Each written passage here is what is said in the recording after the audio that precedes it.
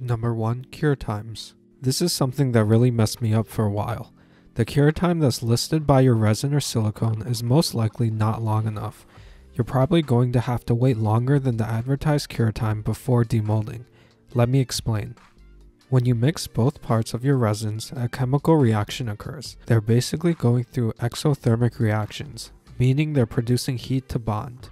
Keycaps are so small that there isn't enough mass for the end result to be as strong as if you were casting something larger. This is often why you either have to let your keycaps sit around for a super long time to finish curing, or you post-cure them. So for example, I use Alumilite Clear, which lists a demold time of about 45 to 90 minutes. However, you gotta look more closely and see that this metric is also based on a mass of 100 grams and at a temperature of 75 degrees Fahrenheit.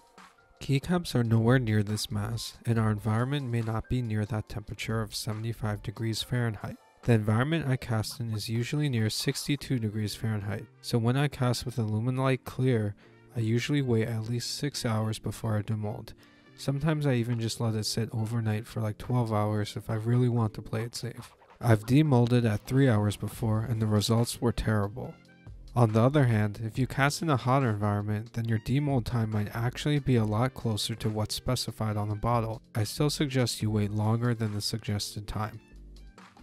This only matters really when you start trying to mass produce a certain sculpt and you want to make sure that each cast looks consistent to the rest. When I started, I really had trouble being consistent. Some caps were darker and some were lighter. What I found really works for me is to load my dyes and pigments into syringes and then drip them into my mixing cup one drop at a time while using a digital scale. This way I can record exactly how much dye I need and exactly how much of part A and part B of my resin I need. With these measurements, I can then accurately replicate this color again and again. Not to scare you, but resin and silicone are chemicals and can cause real harm to your health if you don't treat them as such. Admittedly, my casting area is pretty messy, so I think I ended up having residual resin on my desk where my forearms would rest. I eventually ended up developing some sort of contact rash on my arms. After that, I had to take a break from casting, and now I wear a lab coat to fully protect my arms.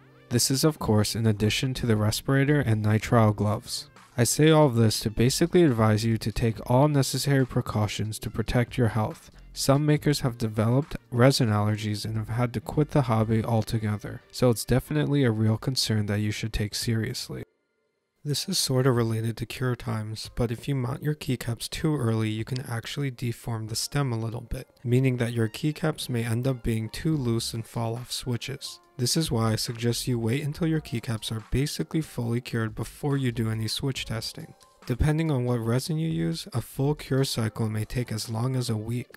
You could also greatly speed this up by post-curing your keycaps, which leads to my next point. I use a cheap toaster oven for my post-curing. You can easily pick one up at your local thrift store or used goods store.